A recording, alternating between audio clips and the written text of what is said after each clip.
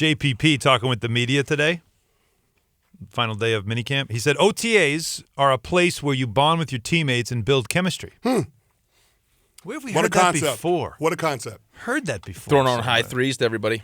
See? Why did you take it there? I mean, come on, man. Does it ever end? Come on, man. I mean, the poor guy. It's the reality of the situation. It's very much so. Can't say high five. It's a high three. Stop it. Well, if it's with what his happens. left hand, it could be a high five. It could be. He's a righty, isn't he? You know. Yeah. He is a righty. I will say this, though. What's crazy? I will say this. This is crazy, though. Chris, tell me if you agree with this. And this is why I always say this, right? You would always ask me the question when I first, got called up to the Islanders. And I would always tell you, for some reason, the locker room in Bridgeport, whatever it was, that team chemistry is virtually impossible to achieve at the next level. And I would always think, how is that possible, right? You say achieve or replicate? Replicate. But, I mean, you're trying to get to that level, where everyone is so closely knit together that it's like it's... Is it and I'll let you finish, but is it because you guys are all in that same boat where you're still trying to make it to whereas in the NHL, you've made it, some guys have bigger contracts, more comfort, other guys, like in the minors, it's either guys hanging on or guys who are trying to make the climb. So is that a different... I think it's different, yeah, but I was just going to make this point is that the reason that, OTAs are the time that you build that camaraderie and the team chemistry is because for most of the time, you're sitting around complaining about being at OTAs.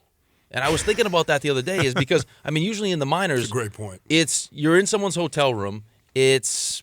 I don't know what the hotel is. It's a Quality Inn or whatever it is. Right. And you're sitting there, maybe having a couple drinks, a couple beers with the fellas, and you're pretty much complaining about everything. Like it's a hot stove complaining about everything. Like I can't believe we just had a 9-hour bus ride. I can't believe we got to play 3 games in 3 nights. I can't believe that the food for pregame was disgusting. But that's when you're all in it together. Like you're all suffering through the same exact thing. And when you get to the next level and you got the private jets and the delicious food, Are you still complaining? You're not complaining anymore. Oh.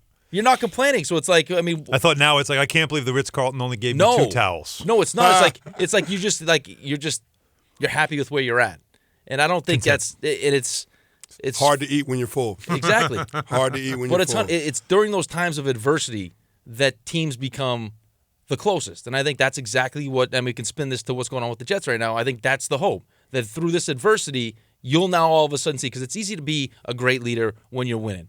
It's easy to do all the right things when you're having a good time and the results are winning. When things go wrong, when things go bad, this is when you hope a guy like Jamal Adams steps up and Leonard Williams steps up. Well, it allows a guy like Jamal Adams, who everybody believes is going to be that kind of a guy, a character guy. But that's why you clean out the locker room. It gives him room to do that. I'm sure if Carmelo Anthony's not in the Knicks locker room, KP's probably the vocal guy in that locker room. That becomes Porzingis' room. It does. And I'd be curious to see what happens.